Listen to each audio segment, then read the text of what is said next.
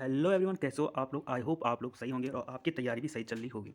तो इससे पहले वाले पार्ट में आपको एसजीपीएनएल का जो पेपर हमने करवा रखा था उसका उसके आगे मैंने आपको सभी को 26 क्वेश्चन तक आपको बता दिए थे। अब आज इससे आगे शुरू करेंगे हम लोग। यदि आप लोगों ने अभी तक चैनल को सब्सक्राइब नहीं किया तो प्लीज़ सब्सक्राइब कर लीजिएगा, क्योंकि हम इस चैनल पर ऑल इंडिया में जितने भी एजेई के सिविल इंजीनियरिंग और अदर एग्जाम के जो पेपर हुए हैं उन सभी को आपको बताएंगे। क्योंकि आपको अभी तक यूट्यूब पर ये पेपर कहीं नहीं मिलेंगे, तो आप यूट्यूब की दुनिया में खो जाओगे कहाँ हमने ये वीडियो देखी थी। इसलिए आपको सब्सक्राइब करना अति आवश्यक हो जाएगा, आप लोगों की भलाई के लिए है। और अभी तक आप पीसी स्टडी टेलीग्राम ग्रुप पे नहीं जुड़े हो तो आप वहाँ पे जुड़ सकते हो। वहाँ पे आपको ये पीडीएफ वगैरह वीडियो की सब मिल जाएगी और पेपर पे आपको मिल जाएंगे। तो ये हो गया आपके काम की बात। तो अब है 27 क्वेश्चन, जो ये है कि आपको ये पूछ रहा है in a standard penetration test the height of the fall of the hammer is.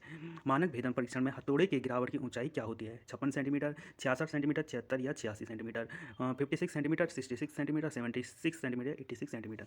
तो आई होप आपको आंसर पता ही होगा। ये है 76 सेंटीमीटर। इसमें क्या होता है कि 760 इसकी जो हाइट होती है, जहाँ से हैमर गिराया जाता है वो डिस्टेंस होती है, और जो हैमर का जो वेट होता है 363.5 kg लिया जाता है। इतना ये आंसर होता है। इसमें ये था कि आपको वेट और फॉल की डिस्टेंस आपको पता होनी चाहिए थी। तो 28 क्वेश्चन है, the moisture content of the soil after free drainage has removed most of the gravity water is known as. A option है फिल्ड कैपेसिटी, बी है सैचुरेशन कैपेसिटी, सी है विल्टिंग कोफिशिएंट और डी है available moisture. मृदा में नमी की वह मात्रा जब मृदा से गुरुत्व जल का नीचे की ओर रिसाव बंद हो जाता है तो उसे क्या कहते हैं? क्षेत्र क्षमता कहते हैं, संतुष्टि क्षमता कहते हैं, मलानी गुणांक कहते हैं, उपलब्ध नमी कहते हैं। यहाँ पे हम लोग आपको हिंदी मीडियम का भी हिंदी में क्वेश्चन बताए, तो हिंदी मीडियम के जो छात्र हैं उन सभी के लिए भी सही हो जाएगा, आप लोग पढ़ सकते हैं। तो ये है फील्ड कैपेसिटी, इसका सही आंसर होता है फील्ड कैपेसिटी। तो फील्ड कैपेसिटी की डेफिनेशन आपको बता देता हूँ क्या होती है। The moisture content of the soil after free drainage है removed most of the gravity water is called a field capacity. तो ये फील्ड कैपेसिटी की डेफिनेशन ही इसने बताई है और वही पूछ रखी है। The total 29 question, the total depth of water required by a crop during the entire period of crop is known as delta duty base period या क्रॉप पीरियड। क्षेत्र में पूरे अवधि के दौरान एक फसल द्वारा आवश्यक पानी की कुल गहराई को के रूप में जाना जाता है। डेल्टा ड्यूटी आधार अवधि या फसल अवधि, तो किस रूप में जाना जाता है आपको बताना है। तो इसका सही आंसर है आपका डेल्टा। तो डेल्टा और ड्यूटी में आपको फॉर्मूला पता ही होगा, आप लोग प्लीज़ कमेंट कर लीजिएगा यदि आपको पता है, तो मैं आप नेक्स्ट वीडियो में आपको बता दूंगा इसका फॉर्मूला क्या है। तो इसका सही आंसर यहाँ पे है डेल्टा। हम डेल्टा की डेफिनेशन इसने पूछ रखी है ऊपर, वैसे बताई रखी है। तो the total depth of water required by crop during the entire period of crop is in the field of the known as delta. वो पूरे पूरे फसल के दौरान जो पानी दिया जाता है उसको डेल्टा कहते हैं उसको। तो थैंक यू, आपको ये समझ आ चुका होगा। अब है 30 क्वेश्चन। यहाँ पे 30 क्वेश्चन है आपका। The process of losing water from the leaves of the plant is term as surface evaporation, water surface evaporation, transpiration या प्रेसिपिटेशन। वह प्रक्रम जिसके द्वारा पौधे अपनी नमी को जल वाष्प के रूप में पत्तियों के जरिए निकाल देते हैं क्या कहलाता है? सतही वाष्पीकरण, पानी की सतही वाष्पीकरण, वाष्पोत्सर्जन या वर्षण। तो इसका सही आंसर आपका सी ट्रांसपिरेशन हो जाता है। वाष्पोत्सर्जन क्या होता है? जैसा आपने प्रैक्टिकल कर सकते हैं आप घर गाँव में अपने, यहाँ पे जैसे कोई पत्ती है, पत्ती पर कोई पॉलिथीन बांध दीजिएगा तो 2-4 घंटे में यहाँ पे पानी थोड़ा सा इकट्ठा हो जाता है। तो इसी प्रोसेस को आपको ट्रांसपोर्टेशन कहते हैं। इस प्रोसेस में पौधे अपनी नमी को जलवाष्प के रूप में पत्तियों के द्वारा निकालते हैं, इसको ट्रांसपोर्टेशन कहते हैं। When the drain in over the canal the structure provide in known as. मैं आपको एक क्वेश्चन समझा दूँ किस टाइप से पूछ रहा है ये। ए ऑप्शन एक्वेडक्ट, बी है सुपर पासेज, सी कैनाल साइफन और डी है साइफन एक्वेडक्ट। वह जब नाली नहर के ऊपर है तो प्रदान की गई संरचना को क्या क्या नाम से जाना जाता है? जल सेतु, सुपर मार्ग, नहर, साइफन या साइफन जल सेतु। यदि ये कह रहा है आपको कोई ड्रेनेज है इस टाइप से, वो यहाँ पे जो संरचना आपने कैनाल बनाई है, ऑब्वियसली आप नहर कैनाल बनाओगे उसी टर्म में पूछा है। तो ये इस टाइप की संरचना को क्या कहते हैं? तो इसको कहते हैं आपका बी सुपर पैसेज। यदि नदी, जिसको ड्रेनेज नाम दिया है इसने, ड्रेन नाम, तो नदी आपको कैनाल के ऊपर से जाती है तो उसको सुपर पैसेज कहते हैं। तो यहाँ पर सुपर पैसेज राइट आंसर हो जाएगा।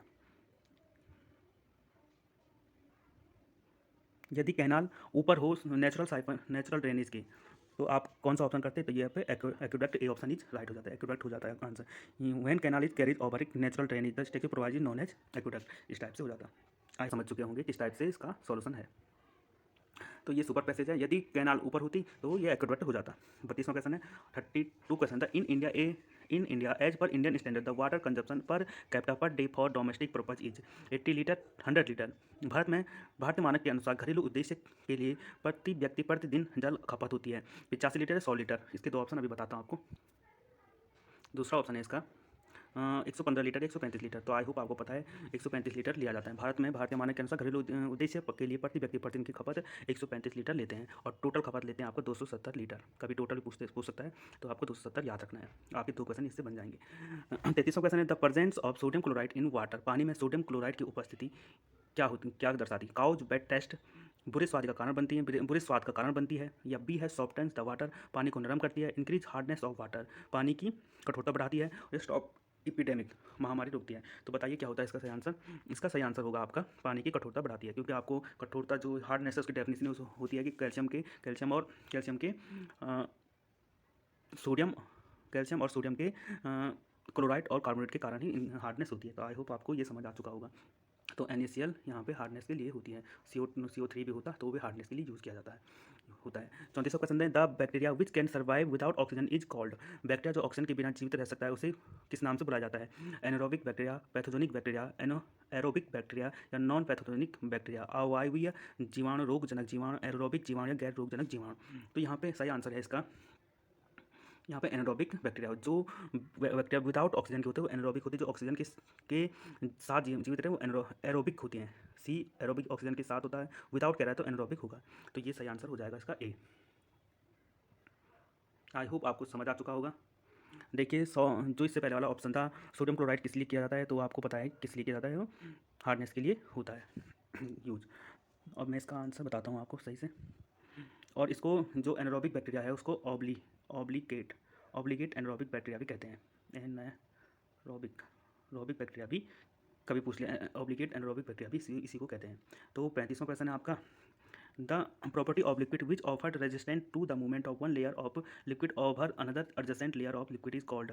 ये कह रहा है किसी द्रव का वह गुण जिसके कारण द्रव की वह परत द्रव की अन्य असान्य परत के बहने को प्रतिरोध करती है। इस टाइप में करेगी, कोई एक ये परत है और कोई दूसरी परत ये है, तो ये एक दूसरे का रेजिस्टेंट करेंगे। तो वो कौन सी होती है, किस प्रॉपर्टी के कारण होती है? सरफेस टेंशन, कॉम्प्रेसिबिलिटी, सतही तनाव, या कैपिलरी होती है, विस्कोसिटी होती है। तो यहाँ पे सही आंसर आपका विस्कोसिटी।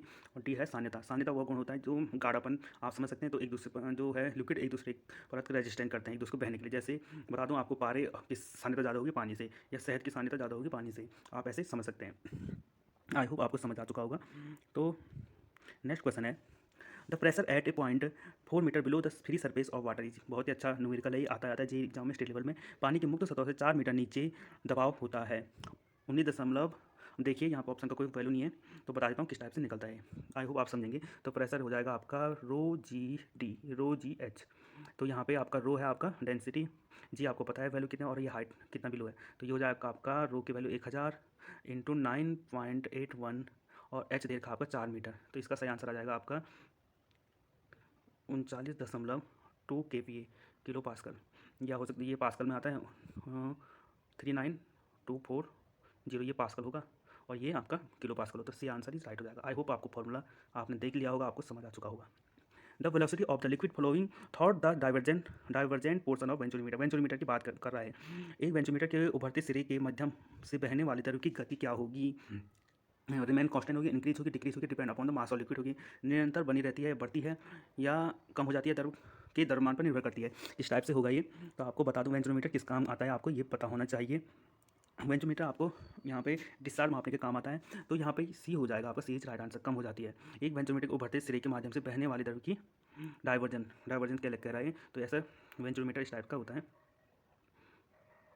इस टाइप, तो ये इस वाले सिरे की बात करें, मैं पूरा डायग्राम नहीं बनाता हूँ यहाँ पे। तो क्या होता है यहाँ पे इसका वेलोसिटी कम हो जाएगी। आपको पता है जब कोई इस टाइप का था एरिया, फिर ज़्यादा एरिया बढ़ जाएगा, यहाँ पे वेलोसिटी ज़्यादा होगी। जैसे ज़्यादा एरिया फैल रहा है तो यहाँ पे वेलोसिटी कम हो जाएगी। ऑब्वियसली आपको पता होना चाहिए, ये प्रैक्टिकल करके आपको बता दिया है मैंने किस टाइप से होगा। अब है the most efficient section of an open channel is. एक चैनल का सबसे प्रभावशाली अनुभाग है ट्रायंगुलर शेप, रेक्टेंगुलर, स्क्वायर या ट्रेपेजोइडल, त्रिकोणीय, आयताकार, वर्ग या समलंबाकार। तो आपका सही आंसर इसमें ट्रेपेजोइडल हो जाएगा आपका सही answer. D is right answer होगा। किस टाइप से बनता है, इस टाइप का सेक्शन होगा आपका समलंबाकार, इस टाइप का सेक्शन आपका बनेगा। ये बहुत ही semi circular section is the best economical section but due to difficulty in creating it as trapezoidal section can be consider most efficient. देखिए सेमी सर्कुलर सेक्शन भी आप इकोनॉमिकल होता है वैसे, पर इसको बनाने में डिफिकल्टी आती है। तो मोस्ट इफिशिएंट सेक्शन हमारा आपका आता है ट्रेपेजोइडल सेक्शन हम लेते हैं। कभी कभी आपको सेमी सर्कुलर भी पूछ सकता है। 39वां क्वेश्चन है, Reynold number is the ratio of inertia force to B. अब देखो रेनॉल्ड्स नंबर इनर्शिया फोर्स और कौन सी फोर्स का रेशियो, जड़त्व बल और का अनुपात होती है रेनॉल्ड्स संख्या। Surface tension force, viscous force, gravity force, elastic force, सतही तनाव बल, सान्य बल, गुरुत्वाकर्षण बल या प्रत्यास्थ बल, किसका होगा? तो रेनॉल्ड्स नंबर किस लिए डिफाइन किया था, मैं इसके डेफिनेशन पढ़ के सुनाता हूँ आपको। The Reynolds number is define as the ratio of inertia force to viscous force. अब देखिए रेनॉल्ड्स नंबर की बात कर रहे हैं तो मैं बता दूं इनर्शिया फोर्स और यहाँ पे विस्कस फोर्स की जो रेशियो आता है वो रेनॉल्ड्स नंबर कहलाता है। तो देखिए, तो इसके हिसाब से हम दो टाइप के फोर्स डिफाइन करते हैं, आपको पता होना चाहिए। Viscous force and consistency quantify the relative importance of the two types of force is given condition. किस हिसाब से आपको किस टाइप से फोर्स है वो पता लग जाएगा, रेनॉल्ड्स नंबर किस टाइप से यूज होता है। तो बता दें आपको, तो आपको पता लग गया रेनॉल्ड्स नंबर इनर्शिया फोर्स और विस्कस फोर्स का रेशियो होता है। आई होप आपको समझ आ चुका होगा। यदि आप लोग यहाँ तक चल के आगे, थोड़ा माइक प्रॉब्लम हो रही है, आपको थोड़ा आवाज़ क्लियर नहीं आ रही होगी, आप लोग यहाँ तक चल के आगे तो सब्सक्राइब कर लीजिए प्लीज़ चैनल को। और अभी तक आप पीसी स्टडी टेलीग्राम ग्रुप पे नहीं जुड़े हैं तो आप वहाँ जुड़ जाएगा। आप हमें फॉलो कर सकते हैं इंस्टाग्राम, फेसबुक, ट्विटर सभी जगह, तो आप प्लीज़ फॉलो भी कर लीजिएगा। आपको वहाँ नई वीडियोज़ मिलती रहेंगी और पेपर के सॉल्यूशन भी मिलते रहेंगे, और ये पेपर के फुल सॉल्यूशन आपको मिलेंगे, और इसके पीडीएफ वगैरह जो पेपरों की होती है वो आपको वहाँ मिल जाएगी। तो इन 40वां क्वेश्चन है, in prudence of brick is due to soluble salt percent in clay, high porosity of brick, high silt content in brick earth या एक्सेसिव बर्निंग ऑफ ब्रिक। ईंट में एल्फोरेंस का कारण होती है। कली में घुलीकलावन ईंटों की ज़्यादा सांद्रता, ईंट की मिट्टी में ज़्यादा सिल्ट की मात्रा, ईंटों का अत्यधिक जलना। ईंट में इन्फ्लोरेंस की किस कारण से होता है? तो बता दूं इन्फ्लोरेंस में होता है, जैसे ब्रिक है, आपने कहीं दीवार बनाई तो उसमें वाइट से कुछ परतें आ जाती है वाइट सी, तो वो किस कारण होती हैं? तो बता दें आपको, ये होती है soluble salt percent in water. यदि इन्फ्लोरेंस इसलिए होता है जब जब आप ईंट को ज़्यादा पका दें और वन सॉल्युबल सॉल्ट परसेंट निकले द मेकिंग ब्रिक। और जो सॉल्युबल सॉल्ट होते हैं, मतलब यहाँ पे लवण जो होती हैं, तो NaCl टाइप के, तो वो होंगे, तो आपको इन्फ्लोरेंस उनके कारण होती हैं। तो आई होप आपको समझ आ चुका होगा। तो आपको बता दो, अभी तक आप लोगों ने इस चैनल को सब्सक्राइब नहीं किया है तो प्लीज़ सब्सक्राइब कर लीजिएगा, क्योंकि इसका 5th पार्ट भी आपको इसी चैनल पर मिलेगा।